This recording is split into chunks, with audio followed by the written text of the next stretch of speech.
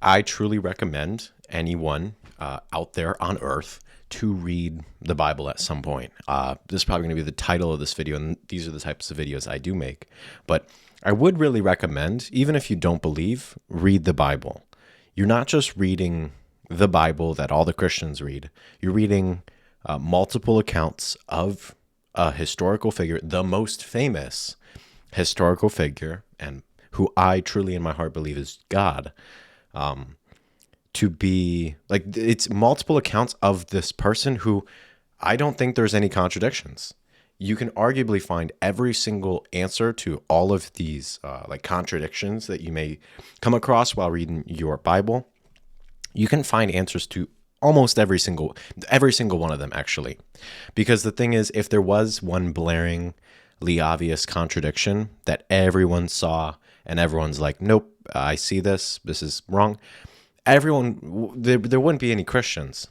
So I really recommend you to, at some point in your life, whether you believe or not, that Jesus is the Son of God and Jesus is really God, if whether you believe that or not, to just read it. Because you're not reading some, as I mentioned, just some Bible. You're reading a very, very old document, the Codex Sinaiticus. Not really sure what it's called. There's actually a specific website you can visit, which I'll put up on the screen, of the initial manuscript, like the original historical documents. You're not reading just some book. You're reading a historical document that gives multiple different accounts of a figure named Jesus Christ who has no contradictions in what he says. And John 10:30 does say that he says he is God. He says, I and the Father are one, which shows that he is God.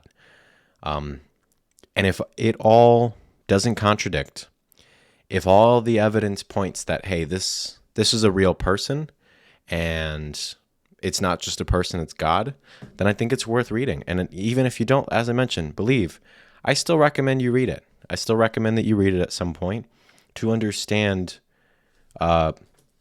what being a Christian is. And you have a big decision to make at some point in your life.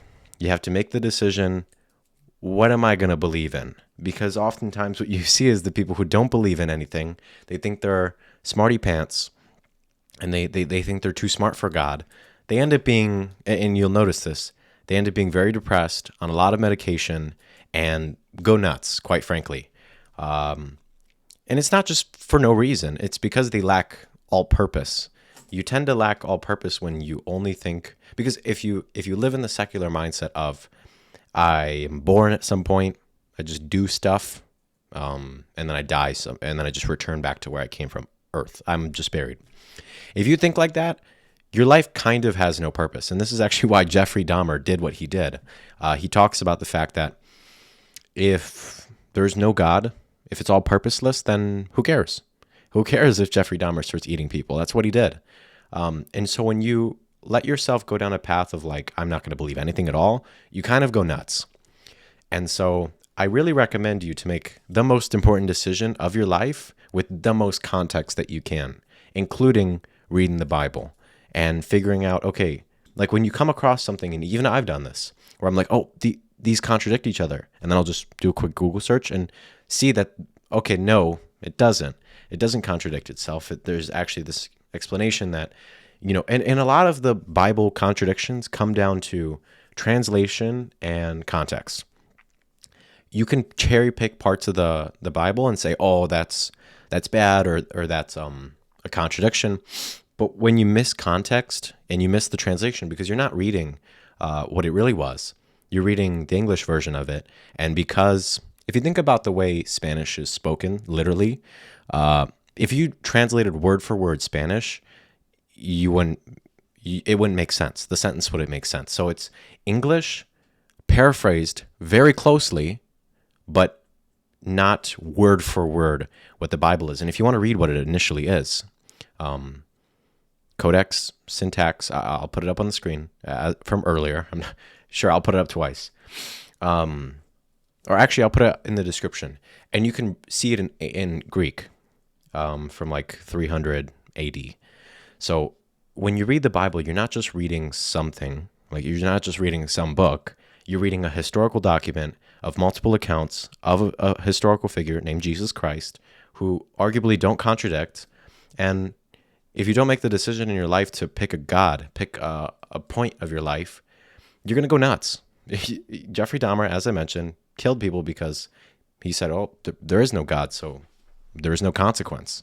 There's no real consequence to what I do because, well, there's nothing to be the authority. And so I really recommend you make the decision and really think on the decision of your life of what am I gonna worship? Like what am I gonna believe in? What's gonna be my point? Unless you want to go nuts. And if you want to go nuts, then I can't stop you. But the evidence shows, you just look at the people who don't believe in God or call him Sky Daddy. Just look at the way they act and the way they live and the way they're mentally. They're kind of messed up for a reason, because they see no point in life. And so, as I mentioned, I recommend that you read the Bible at some point in your life. I recommend that you consume it and just take your opinion at it. There is only one way to interpret it. Don't think that there's, I can interpret this however I want. You wouldn't say the same thing about a scientific book. You wouldn't say, I interpret this like this because I'm special. There's only one way to interpret it, but read through it and make a choice from it.